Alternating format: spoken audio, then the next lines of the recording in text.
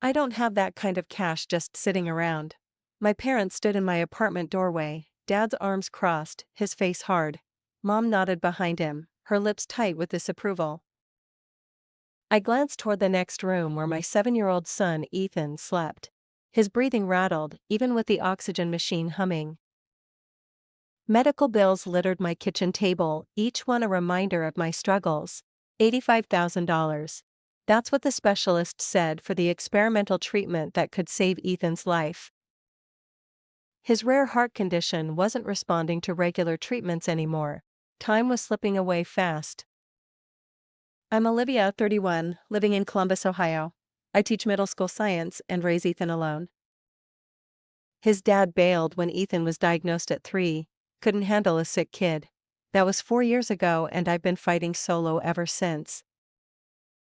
My parents live 20 minutes away in their cozy suburban home, where my sister Claire's old bedroom sits untouched, like a museum piece.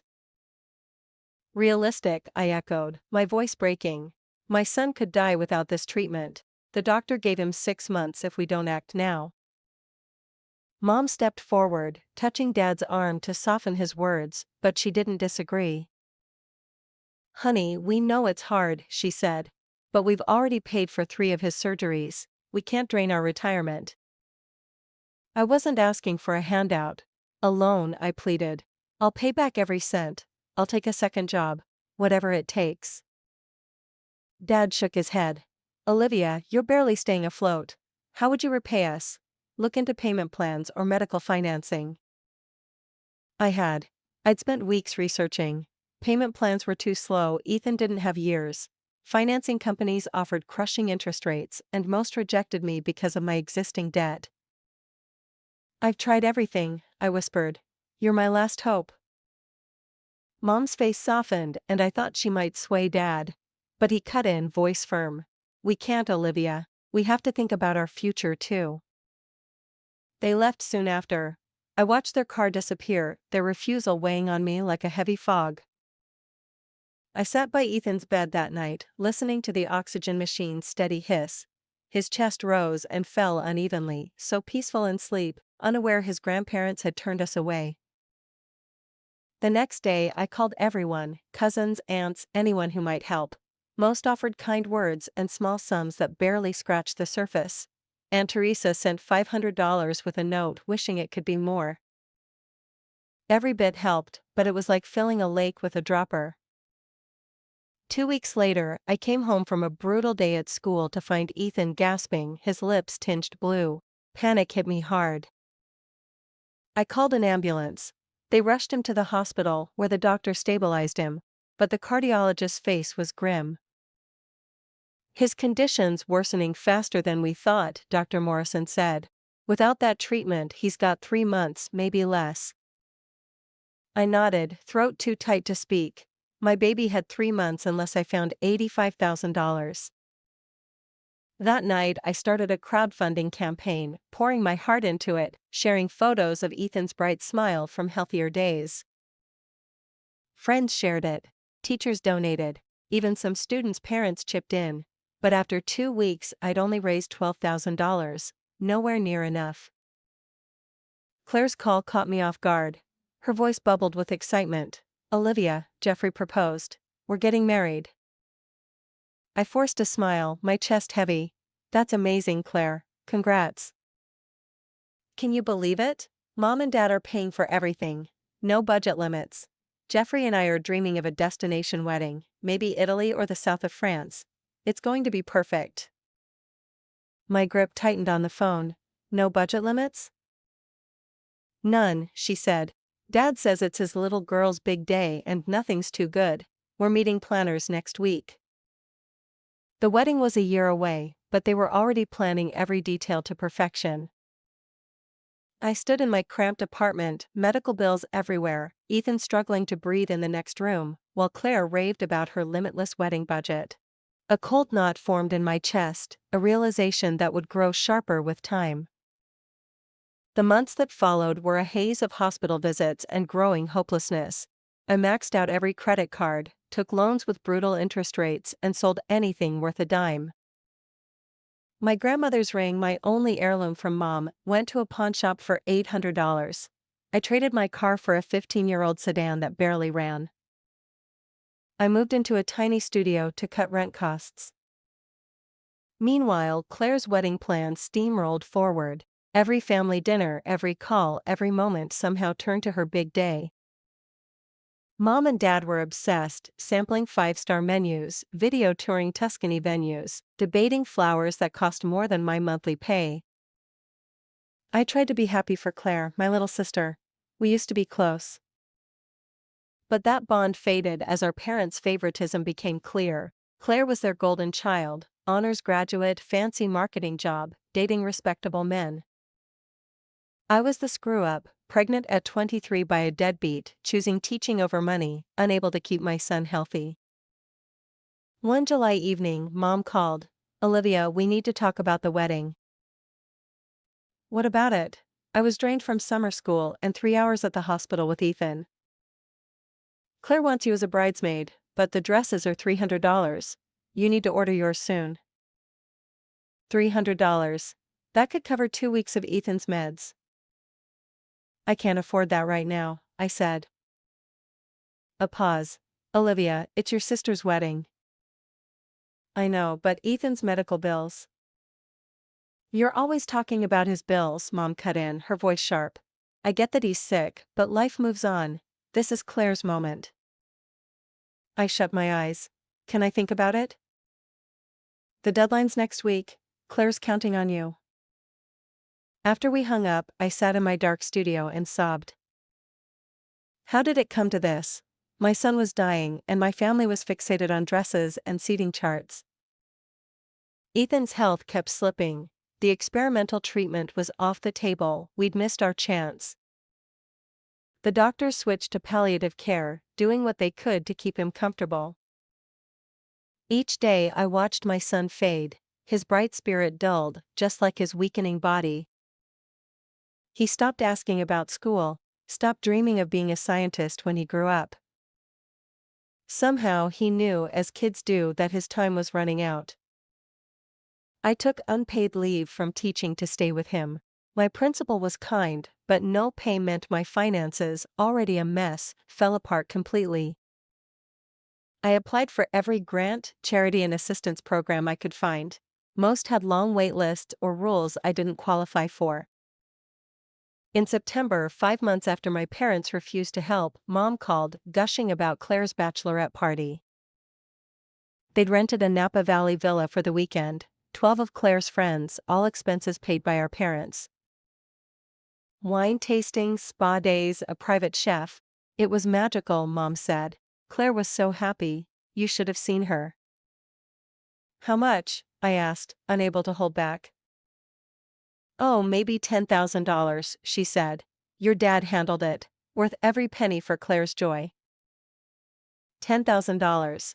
Over a tenth of what could have saved Ethan spent on one weekend.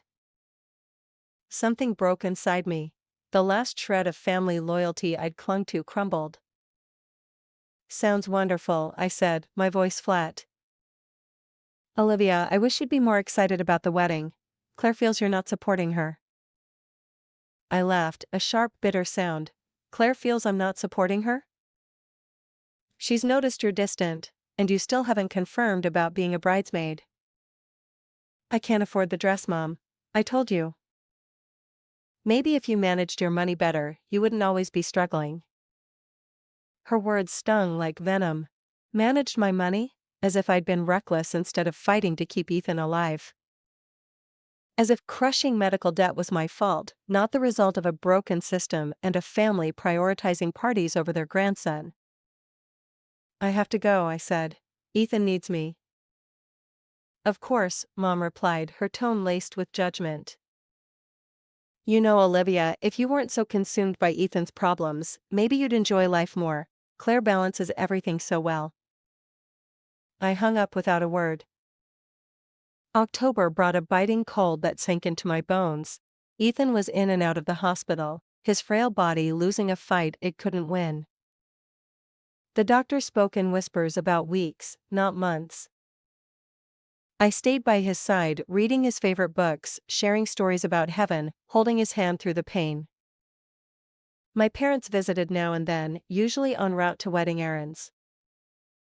They'd stay 20 minutes, pat Ethan's hand awkwardly and leave, looking relieved to return to their world of wedding plans.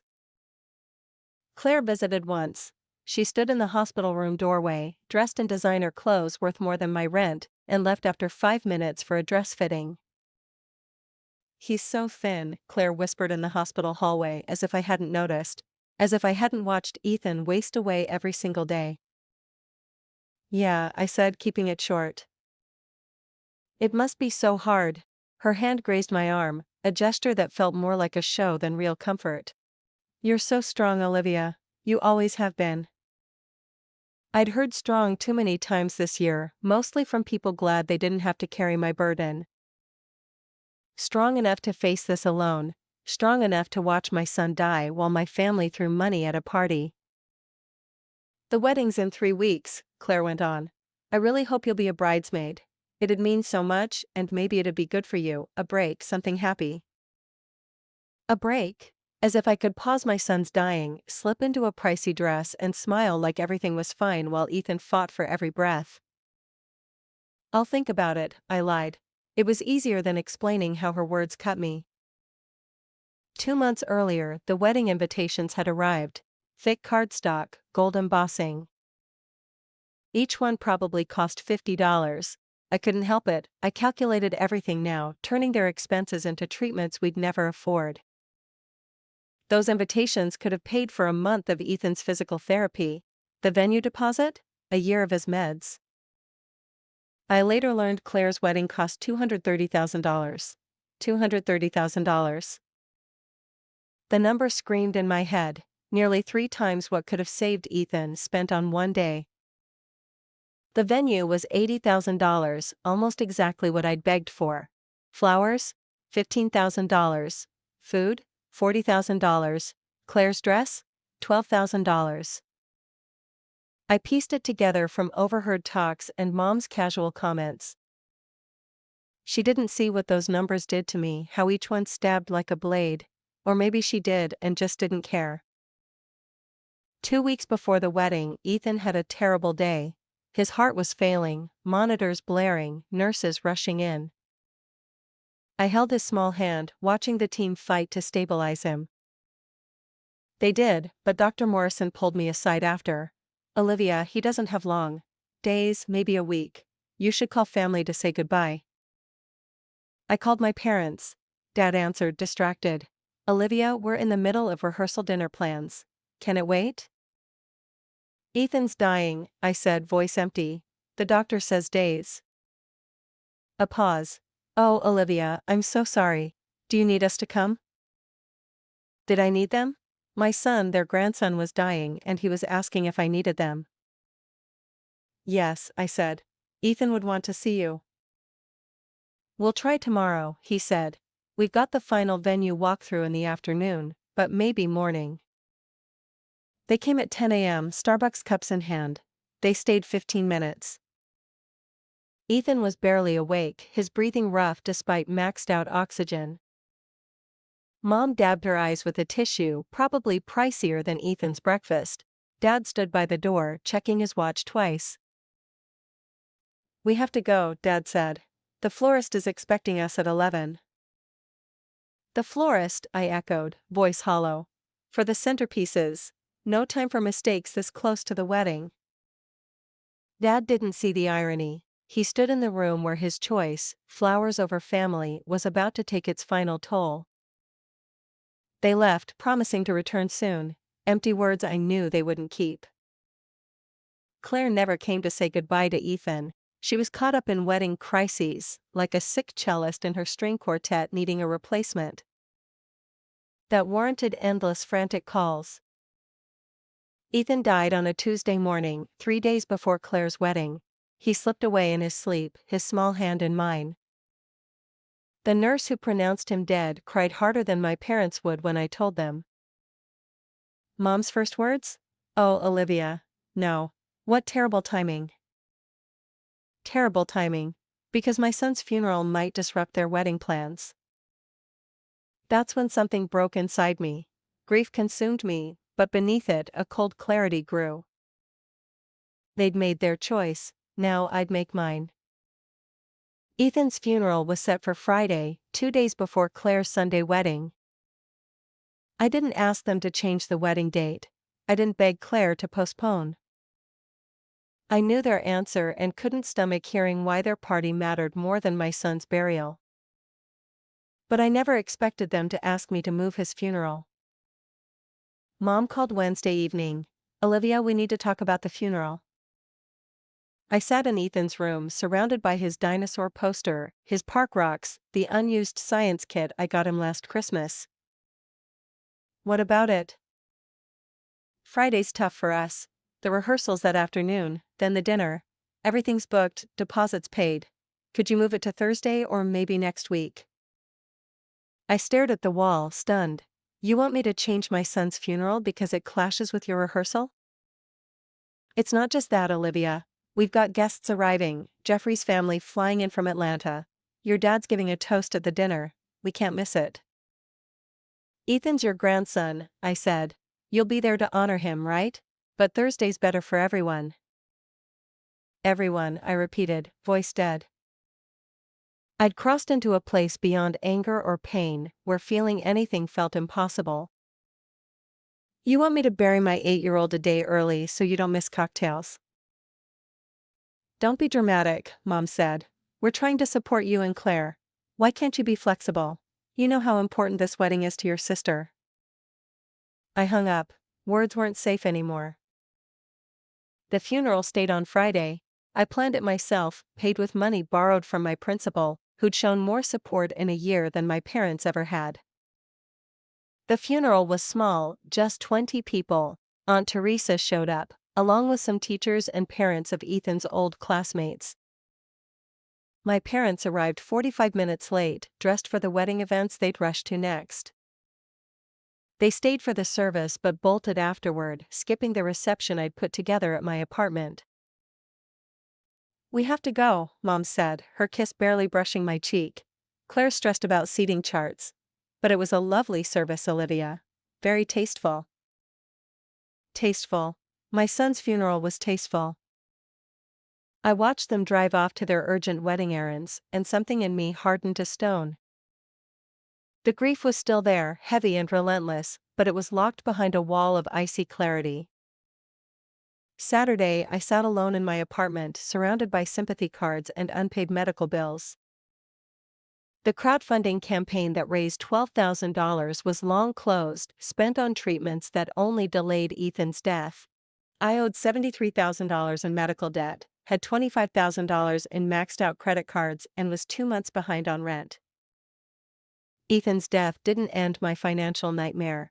It just made it feel pointless. My phone buzzed with messages from relatives and friends asking if I was okay, if I needed anything. I didn't answer. What I needed was impossible. I needed Ethan back. I needed parents who weren't strangers to me. I needed to wake up and find the past year was just a bad dream. Sunday, Claire's wedding day, I woke at dawn. I hadn't planned to think about it, didn't want to care it was happening. But Mom texted, "Wish you were here to share this special day. Claire looks stunning." I stared at the words, "Wish you were here," as if I'd just RSVP'd. No, not because I'd buried my son 2 days ago. I got dressed and walked through Columbus. Late October was beautiful, leaves golden red. Ethan loved autumn. We'd planned a pumpkin patch trip this year, one more thing that would never happen. My phone kept buzzing, wedding photos flooding in. Mom had added me to a family group chat. Images loaded slowly, the Tuscany venue at golden hour, Claire in a gown worth more than a car. Extravagant flowers. A 5-tier cake. A champagne tower. The string quartet on a terrace overlooking vineyards. $230,000 of celebration while Ethan lay in a cemetery, no headstone yet, because I couldn't afford one. I scrolled through the photos, oddly detached. Everyone looked so happy. Dad in his tux, beaming. Mom in a $3,000 mother of the bride dress, radiant. Claire and her husband, glowing with joy. Relatives I'd begged for help, now in fancy clothes, toasting with champagne pricier than their donations to Ethan's fund. One photo showed my parents dancing, mom's head back, laughing. Caption, best day ever. So blessed. I set the phone down and walked to the bathroom. I looked in the mirror. I'd lost 15 pounds in a month. My eyes were sunken, shadowed by dark circles.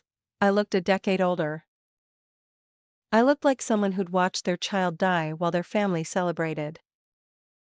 That night, alone in my studio, I made a vow. This wasn't over. They thought they could dismiss Ethan's life, dismiss me, and waltz back to their joyful parties without consequences. They thought their wealth, status, and self-centered priorities shielded them from accountability. They were wrong. I didn't know how yet, but I'd make them see what they'd done. I'd make them feel a sliver of my pain.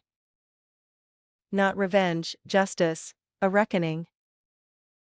I grabbed a notebook and started writing, every conversation, every refusal, every dollar spent. I logged when I'd begged for help, when they'd said no, when Claire's wedding planning began, when Ethan died. I listed who came to his funeral, who didn't. I noted every wedding expense Mom had mentioned. I wasn't sure what I'd do with it, but I needed it, evidence, a record of what they'd taken from Ethan, from me. My phone buzzed. Another text from Mom, home from Italy. Exhausted but so happy. Claire and Jeffrey's first dance was magical. I'll send a video. I typed back, glad you had a good time. Her reply took a while. We'll come by next week to check on you. I'm sure you're feeling better by now. Feeling better? As if grief had a deadline. As if a week after losing my son, I should be ready to gush over their party. I didn't answer. The weeks after the wedding blurred into a gray fog. I went back to work, drifting through my days like a shadow. My students were gentle, kinder than ever. The school offered extended bereavement leave, but I said no. I needed the routine, something to fill the hours once spent on doctor visits, medications, and fading hope. My parents called now and then, quick check-ins that felt like chores to them. How are you holding up? They'd ask, then pivot to Claire's honeymoon, their home renovations, or holiday plans. They never said Ethan's name. It was like he'd never existed, like mentioning him might ruin their cheerful bubble.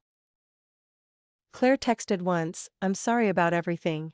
I hope we can move past this. Move past it. Past watching my son die? Past being abandoned by my family? Past her $230,000 wedding while Ethan suffocated because we couldn't afford treatment? I didn't reply. In December, 2 months after Ethan's death, my parents invited me to Christmas dinner. I almost said no, but curiosity pulled me in. I wanted to see how they lived with what they'd done. Their house looked like a magazine spread, 12-foot tree professionally decorated, garlands and lights everywhere. The air smelled of pricey catered food. Claire and Jeffrey were there when I arrived, tanned and relaxed from their Bali honeymoon. Mom hugged me, her perfume suffocating. Olivia, I'm so glad you came. We've missed you. I stood rigid in her arms. Thanks for inviting me. Dinner was extravagant, prime rib, lobster tails, fancy sides. Dad bragged about $200 a bottle wine. Everyone chatted and laughed, swapping wedding and honeymoon stories, basking in their perfect lives. I sat silent, nudging food around my plate. Olivia, you're so quiet, Claire said, her concern fake, not touching her eyes. Are you okay? I'm fine. Jeffrey and I were thinking, she said. Maybe you should move somewhere new. A fresh start could help you heal. Columbus has too many sad memories. I stared at my sister, a stranger now. Where would I go? Somewhere cheaper, she said.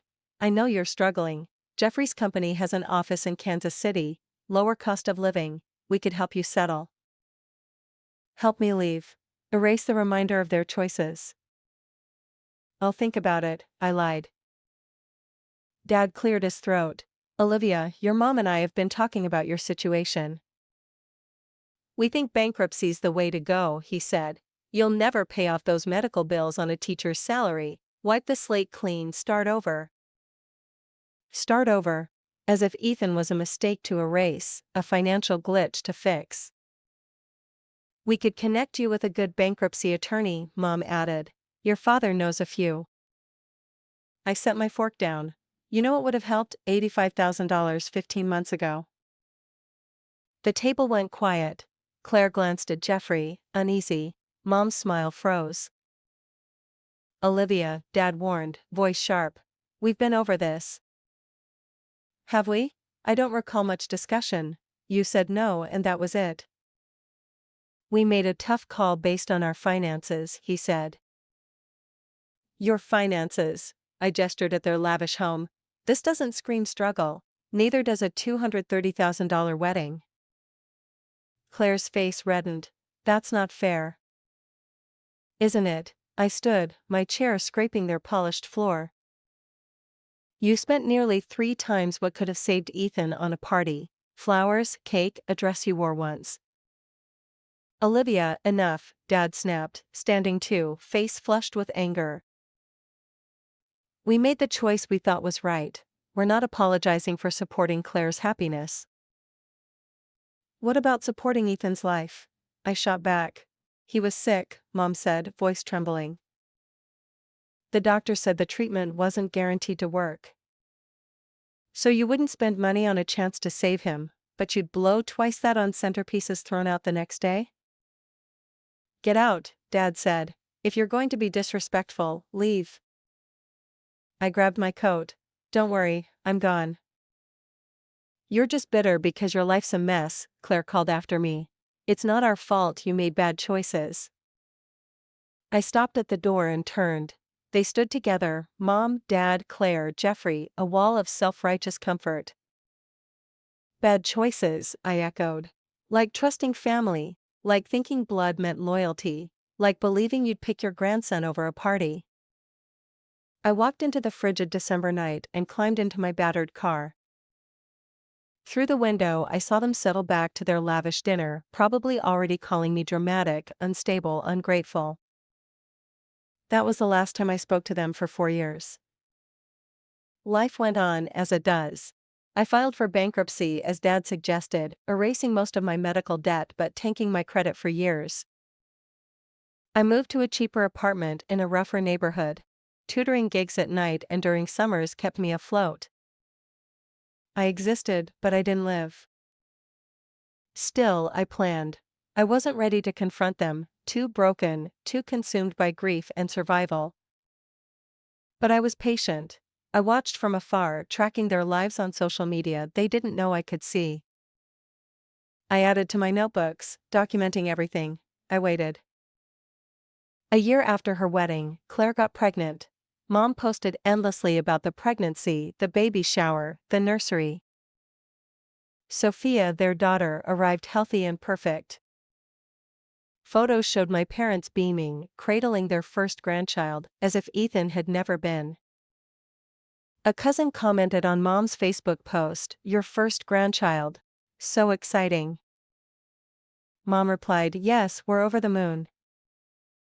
No mention of Ethan, no acknowledgement he'd existed, lived, died, mattered. I screenshotted it and added it to my collection. 2 years after Ethan's death, I started online classes for a master's in education administration, studying at night. 3 years later, I was promoted to assistant principal. The pay bump was small, but it was a step forward. I was building something piece by piece. I also started saving. Every spare dollar went into a separate account I never touched. I didn't know what for, but I knew power needed resources. My parents reached out sporadically, generic birthday cards, Christmas gift cards to stores I didn't use. Dad called once, saying they'd started a college fund for Sophia and asked if I wanted to contribute. I hung up.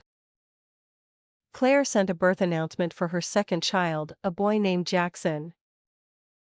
The card showed their perfect family in designer clothes, all smiles. On the back, a scribbled note, "Hope you're doing well," an afterthought. I kept every card, every slide, every erasure. Evidence. For years after Ethan's death, I was principal of a thriving middle school, earning enough to live comfortably. I kept my life simple, but I'd rebuilt from ashes, forging purpose and meaning without the person who'd once been my world. I still followed my family. Jeffrey, Claire's husband, had climbed to vice president at his company. They'd upgraded to a bigger house in a gated neighborhood. Mom and Dad had taken up golf, joining a fancy country club. They jetted off often, posting beach shots and European city snaps. Life was great for them, better than great. Then, early spring, things shifted. An email hit my inbox from an unknown address. Subject: Important family matter. I nearly trashed it as spam, but curiosity won. Olivia, this is Aunt Teresa. Your dad lost his job 3 months ago. He's hiding it, but it's bad. His retirement was all in company stock that tanked when the firm went bankrupt. They've lost nearly everything. Foreclosures looming. I know you two aren't close, but you deserve to know. He's too proud to beg, but they need help. Call me. Love, Teresa. I read it 3 times. Then I fired up my computer and searched. News articles popped up fast. Dad's company, a local manufacturer, had unraveled in a huge fraud mess. The CEO faced federal charges. Bankruptcy hit, wiping out jobs and pensions for thousands. Dad's name showed up as a top exec who'd lost it all. I leaned back, staring at the screen. After years of building their cushy world on Ethan's forgotten grave, it crumbled. Karma, some would say. Justice, others. I had no label for my feeling, not glee exactly, more like a quiet nod, the scales tipping. The universe had realigned. I wasn't powerless anymore. My phone rang a week later. Mom's number. I watched it vibrate, then voicemail. She tried the next day, and the day after. I never picked up. Then one May evening, a knock echoed. I peeked through the peephole. Dad stood there. He looked worn, grayer, thinner, smaller. I cracked the door, chain still on. Yes? His voice broke on my name. Olivia, please. We need to talk. About what? Can I come in?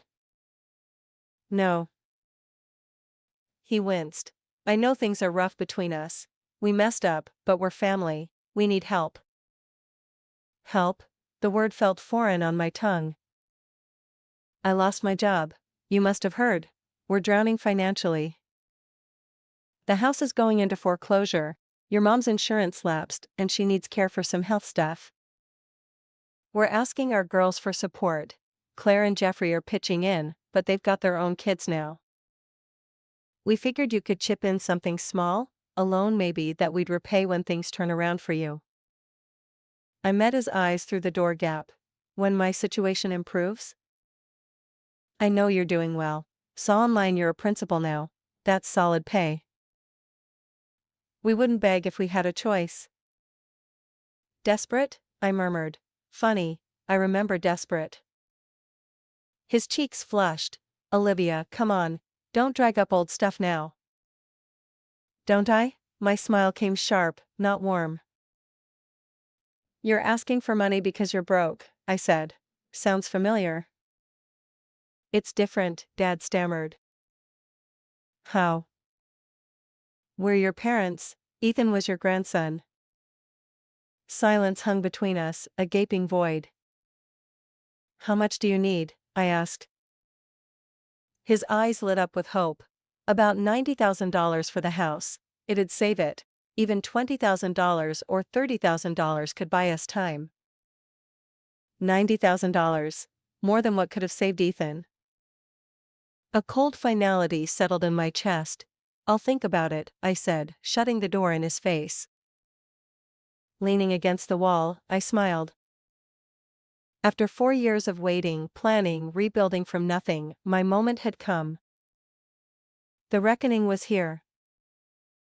For 2 weeks I let them stew, let them wonder, let them taste the dread of not knowing.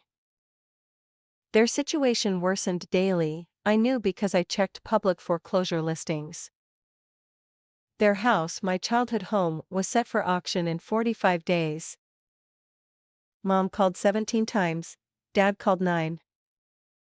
Claire sent 3 long texts claiming our parents always did their best, were good people who made mistakes, and that family forgives and helps. The irony was lost on her. I didn't reply. Instead, I dug deeper. I researched their finances as best I could. The house was worth $320,000, they owed $90,000. They had equity, but not enough for a cushy restart. They'd face a modest apartment, maybe in a rough area. They'd live on Social Security and whatever Dad could earn if anyone would hire a 63-year-old fallen executive. It'd be tough, humbling, a total shift from their plush life. But they'd live. Unlike Ethan, they weren't fighting for survival, just comfort. On day 15, I called Dad back. "Olivia," he gasped, desperate. "Thank God. I've thought about your request." I could hear his raw hope. "I want to meet you, Mom and Claire. We need to talk." "Of course. When? Where? Your place or somewhere neutral?" "My apartment. Saturday, 2 p.m. "Thank you, Olivia. You don't know what this means." I hung up without a word. Saturday came, cold and gray, fitting for what I had planned. I'd spent the morning setting up, chairs arranged in my small living room, a folder on the coffee table. Documents printed, organized by date. Everything was ready. They arrived right at 2 p.m., all 3. Dad looked worse than before, his suit loose on a thinner frame, a shadow of the man he'd been. Mom looked worn, her hair grayer, face etched with worry. Claire seemed out of place, overdressed for my rundown apartment, gripping her designer purse like armor. "Olivia," Mom said, stepping toward a hug. I backed away. "Sit." They huddled on my second-hand couch like kids facing a principal, fitting given my role now. I stood tall. "You asked for $90,000, Dad began. "We know it's a lot, but we'd offer collateral, sign a loan agreement, pay you back with interest." "How?" I asked, voice flat. "You have no income. Mom doesn't work. What would you pay with?" "I'm job hunting. Something'll come up." "At 63, tied to a fraud scandal?" He flinched. "That wasn't my fault. I didn't know what the CEO was doing." "Ignorance isn't innocence. You were a top exec. You should have known." I grabbed the folder from the coffee table. "But we're not here for your career flops. We're here about your money request." "Will you help?" Mom's voice was small. "That depends. I have questions first." I opened the folder, pulling out a paper. "Remember this? May 16th, 4 years ago. I begged for $85,000 for Ethan's treatment." Mom paled. "Olivia, we've been through this." "Have we?" "Not honestly." I held up a printout of my crowdfunding page, the $85,000 treatment cost clear. "You said you couldn't afford it, had to protect your retirement, told me to be realistic." "We made the best call we could," Dad said, rigid. "Did you?" I pulled another paper. "This is a receipt from Claire's wedding planner. $230,000 paid by you 18 months after claiming you couldn't spare $85,000 to save your grandson." Claire shot up. "This isn't fair. You're twisting it." "Sit," I snapped, voice sharp enough to make her comply. "I'm not done." I laid out more papers on the table, one by one. Venue, $80,000. Flowers, $15,000. Catering, $40,000. Dress, $12,000. Dress, $12,000. Photographer, $8,000. Band, $10,000. Want more? "What do you want from us?" Dad demanded. "An apology." "Fine, we're sorry. We messed up. Happy now?" he said. "A mistake," I said softly. "You call choosing a party over your grandson's life a mistake?"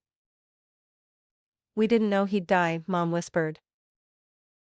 You did. The doctors told you. I told you. You knew and didn't care enough to act. I pulled out the hardest document, a photo of Ethan in his hospital bed, 2 weeks before he died. This is what $85,000 could have saved. Your grandson, remember him? Mom sobbed. Claire looked away. Dad stared at the photo, his face unreadable. Olivia, please, Mom choked out. We know we failed you. We should have done more. We can't change it. We're begging for your mercy now. Mercy? I placed Ethan's photo back in the folder with care. I don't recall much mercy when I begged for help, when I sold everything, maxed out my cards, moved to a studio and ate ramen to afford Ethan's meds. We didn't realize how bad it was, Dad said.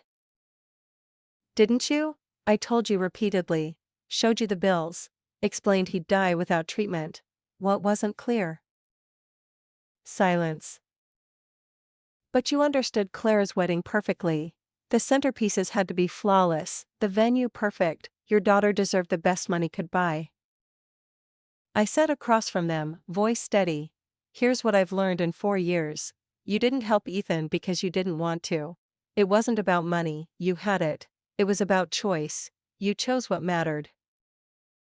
That's not true, Claire snapped. They were protecting their retirement. Were they? They spent nearly 3 times what could have saved Ethan on your wedding. Math doesn't lie, Claire. Priorities don't. Dad leaned forward. Olivia, you're angry and you're right to be. But will you really punish us now when we're desperate? Punish? I tested the word. Is it punishment to prioritize what matters to you?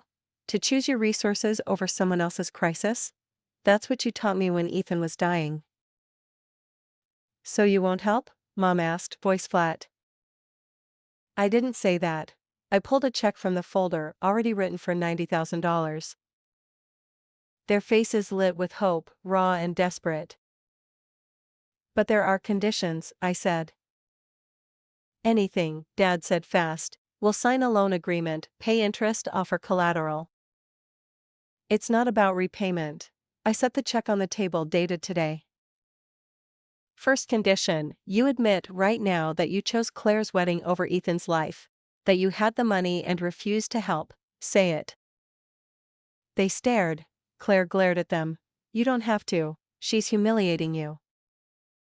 Yes, I said. Like you humiliated me when I begged, when you told me to be realistic in your doorway, when I buried my son alone, because you had a rehearsal dinner. I want you to say it, you made a choice and Ethan died because of it. Mom sobbed harder. Dad's face burned red, but they needed that check. We chose the wedding, Dad mumbled, voice low. We had the money and spent it on Claire's wedding, not Ethan's treatment. And, I pressed. And he died because we didn't help, he said. I looked at Mom. Your turn. We should have helped you, she whispered. We should have saved him. We were wrong. I turned to Claire. And you? What's your part in this? I didn't know, Claire said quickly. I didn't know they'd refuse to help Ethan. Didn't you? You never wondered where your lavish wedding money came from?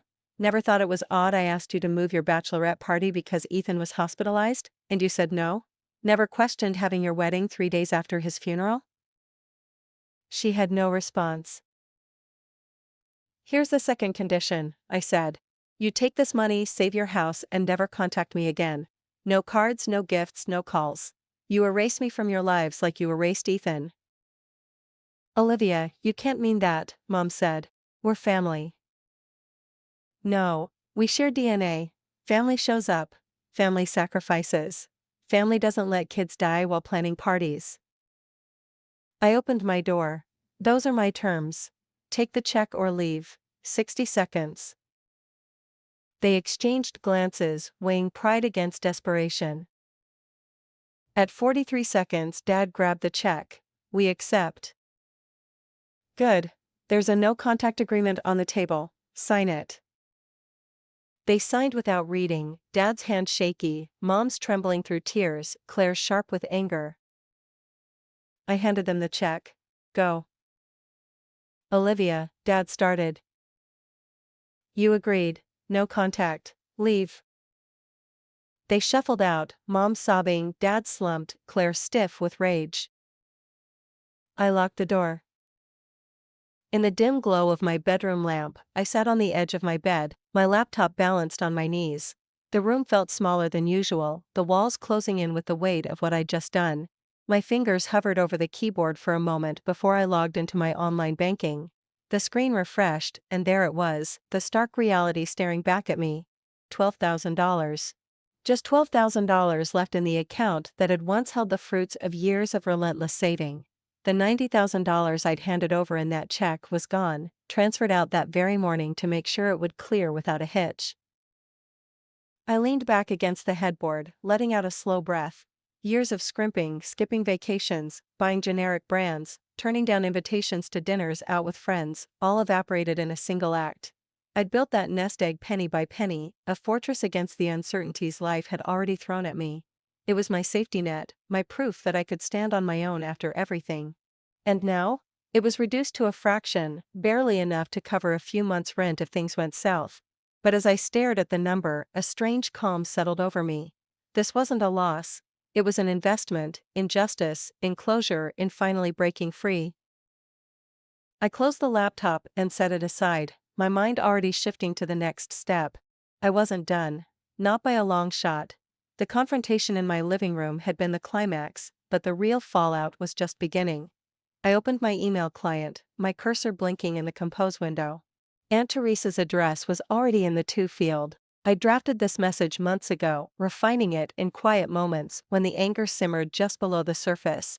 Now, with the ink barely dry on their signatures, it was time to send it. The subject line read simply, "The truth about what happened." In the body, I kept it brief and to the point, just as I'd planned. Aunt Teresa. I hope this finds you well. I've been meaning to share this with you for a while, as you've always been the one family member who showed genuine kindness during my darkest times. Attached is a document detailing the full story of Ethan's illness and death, what I asked for, what was refused, and where the priorities truly lay. It includes a timeline of my pleas for help, their outright refusals, the exorbitant wedding expenses they poured into Claire's big day, Ethan's mounting hospital bills, a heartbreaking photo of him in his final weeks, screenshots of Mom's social media posts where she called Sophia her first grandchild, as if Ethan never existed, and even the details of how they skipped Ethan's funeral reception to attend Claire's rehearsal dinner. Please, if you feel it's right, share this with anyone in the family or our extended circle who should know the truth. I've carried this alone for too long. Love, Olivia. My finger lingered on the mouse button, a final hesitation. Was this too far? No. This was necessary. I hit send, and the email whooshed away into the digital ether. A small confirmation popped up, message sent. It was done. No turning back. The document itself was a masterpiece of meticulous record-keeping, born from countless sleepless nights. I'd compiled it like a detective building a case, every email, every text, every scribbled note from those frantic phone calls. There were scanned copies of medical bills, redacted only enough to protect Ethan's privacy, showing the staggering costs that had buried me in debt. Side by side, I'd placed receipts and invoices from Claire's wedding planner, pulled from public records and casual mentions in family conversations I'd overheard or been told about. $230,000 in total, broken down into venue fees, floral arrangements that wilted in a day, gourmet catering for guests who probably forgot the menu by morning. And woven through it all a chronological timeline, the day I first begged for help, the refusal, Ethan's worsening condition, the wedding announcements, his death, the funeral they barely attended. Aunt Teresa was the perfect messenger. She was the hub of our extended family, the one who organized reunions and forwarded chain emails with equal enthusiasm. Her network spanned cousins, uncles, old family friends, even some of my parents' colleagues from back in the day. She was active on Facebook, Twitter, or X as they called it now, and every group chat imaginable. I knew her well enough to predict the chain reaction. She'd read it, gasp in shock, then forward it to a select few with a note like, "I can't believe this, thought you should see." From there it would spread like wildfire, whispers turning to outright discussions at family gatherings, church potlucks, and neighborhood barbecues. By tomorrow morning, the facade would crack. Their friends at the country club would exchange knowing glances over golf carts. Church members, who once praised my parents as pillars of the community, would murmur prayers laced with judgment. Neighbors might avoid eye contact in the driveway. The check I'd given them would clear, sure, they'd keep their precious house, the symbol of their success. But what good was a house if the world around it turned cold? They'd lose the intangible things that had always mattered most to them: their reputation as generous, upstanding people, their social status in circles built on appearances, the carefully curated image of doting parents and grandparents who could do no wrong. I poured myself a cup of tea, chamomile, to steady my nerves, and sat by the window, watching the city lights flicker outside. The apartment was quiet, almost peaceful. For the first time in years, I felt a sense of control, like I'd reclaimed a piece of myself that had been shattered. But peace didn't last long. About an hour later, a sharp knock rattled the door. I set down my mug and peered through the peephole. Claire. Alone, her face twisted in fury, eyes red-rimmed as if she'd been crying or screaming. I opened the door just wide enough to face her, not inviting her in. "You signed an agreement not to contact me," I said evenly, my voice betraying none of the adrenaline surging through me. "That email you sent," she spat, her words tumbling out in a rush. "To Aunt Teresa? You can't do that. You're ruining their lives. Do you have any idea what you've unleashed?" I leaned against the doorframe, crossing my arms. "I'm telling the truth, Claire. There's a world of difference between that and ruin." "You're vindictive and cruel," she hissed, her designer purse swinging wildly as she gestured. "Destroying them out of spite. Is this what you wanted?" "No," I replied, my tone calm, almost detached. "I'm giving them consequences, the same ones they handed me without a second thought. They made choices, Claire. Choices that led to Ethan dying alone in a hospital bed while you all toasted to your perfect day. Now they get to live with those choices, just like I've had to live with the hole in my life where my son should be." Her eyes narrowed, but I saw the flicker of uncertainty. "They gave you $90,000. Doesn't that count for something?" I let out a short, bitter laugh. "Gave me? They took it because they had no choice. And let's be real, that's a fraction of what they stole from Ethan, from me. Stole in the sense that they withheld help when it could have saved him, pouring it instead into your fairy tale wedding. And you know as well as I do, if they weren't desperate right now, staring down foreclosure and humiliation, they wouldn't have helped me at all. Would they have? Be honest." She opened her mouth, then closed it, her face flushing deeper. "You'll never let this go, will you? You're going to hate us forever, clinging to this grudge like it's all you have." "I don't hate you," I said, and as the words left my lips, I realized they were true. A weight lifted, subtle but real. Hate requires energy, requires caring. And I don't care about any of you anymore. You stopped being my family the day you chose a party, a fleeting, extravagant bash over my son's life. Now, you're just strangers who happen to share my last name. Strangers I once knew, but not anymore." Claire's anger cracked then, her voice trembling. "Mom's devastated, Olivia. She's crying her eyes out. Dad looks like he's aged 10 years in a day. Was it worth it? All this pain, just for your so-called justice?" I met her gaze steadily, unflinching. "Ask Ethan if it was worth it." "Oh wait, you can't. Because he's dead. Buried in a plot I could barely afford, while you all danced under chandeliers that cost more than his treatments. So yes, Claire, it was worth it." Her face crumpled, tears spilling over. "You really are as heartless as they said. Cold, unforgiving." Heartless? The word stung, but I pushed it aside. My heart broke 4 years ago, shattered into pieces you can't imagine. And where were you? Not by my side, not holding Ethan's hand in his final days. You were planning your perfect wedding, obsessing over guest lists and floral arches. Don't you dare talk to me about heartless. You don't get to use that word after everything." She stood there for a moment, defeated, then turned on her heel and walked away, her footsteps echoing down the hallway. I closed the door softly, locking it with a definitive click. That was it, the final confrontation. The door shut not just on Claire, but on the remnants of a family that had long since ceased to exist for me. In the months that followed, the ripples of that email spread far and wide, just as I'd anticipated. I didn't seek out the details at first, they came to me through indirect channels, whispers from mutual acquaintances, updates from Aunt Teresa in carefully worded messages. My parents were shunned in ways that must have cut deep for people who thrived on social approval. Old friends stopped calling, invitations to dinners and events dried up. Their country club membership, once a badge of their status, wasn't renewed. Apparently, the board cited personal reasons, but everyone knew the real story. Church, where they'd been active members for decades, became a minefield of awkward silences and averted eyes. They stopped attending after a few Sundays, the judgment too thick to bear. They kept their house, of course. The $90,000 bought them that much, a roof over their heads, the familiar walls of my childhood home. But it transformed into something else, a cage, a silent repository for their regrets and choices. No more grand parties in the backyard, no more neighbors dropping by with wine. It was just them, isolated in their own echo chamber, forced to confront the emptiness they'd created. Dad eventually found work, a consulting gig with a small firm, scraping together contracts that paid a fraction of his former executive's salary.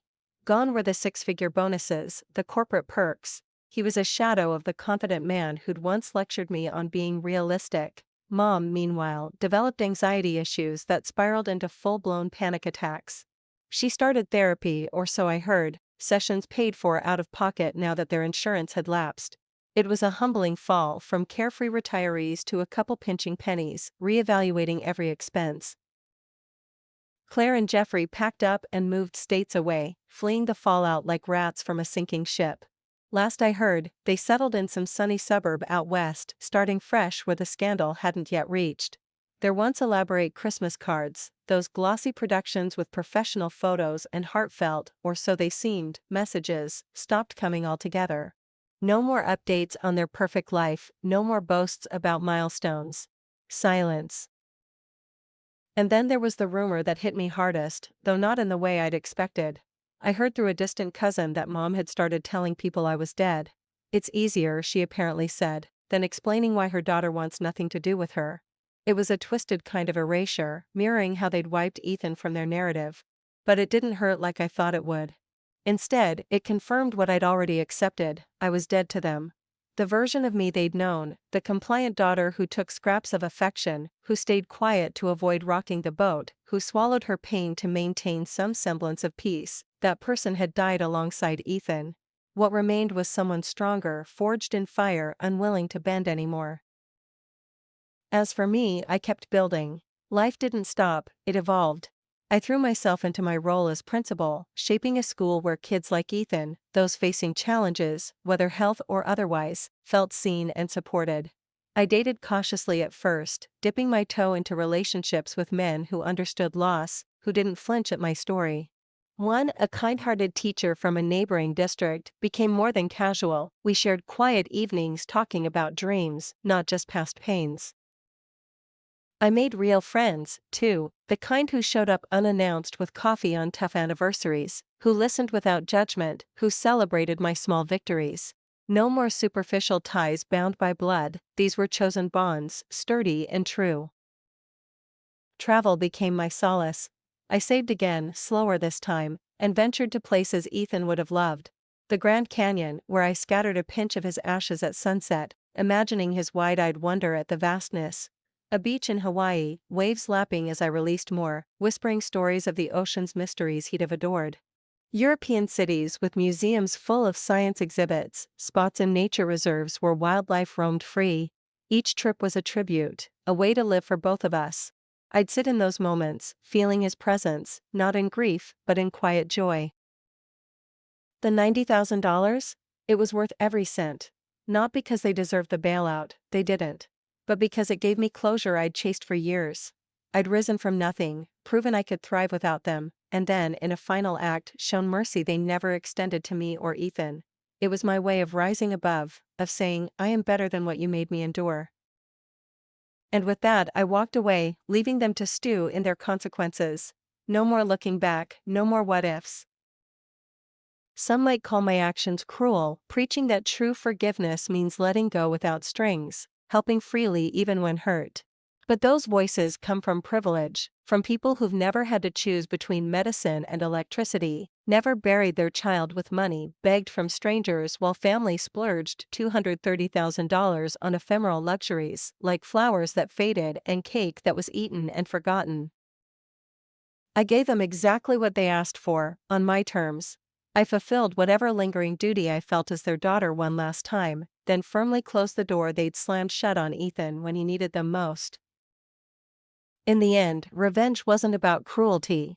It was justice, a balancing of scales long tipped against me. It was about consequences finally catching up to actions deferred. They taught me harsh lessons, that family was conditional, love had rigid limits, some lives were deemed more valuable than others based on convenience and appearance. I simply returned those lessons, gift wrapped in a check they couldn't refuse and a truth they couldn't outrun or deny. And with that chapter sealed, I moved forward into a future they'd never touch. Carrying Ethan's memory like a gentle light, I found peace at last, a peace earned not given in the quiet strength of survival.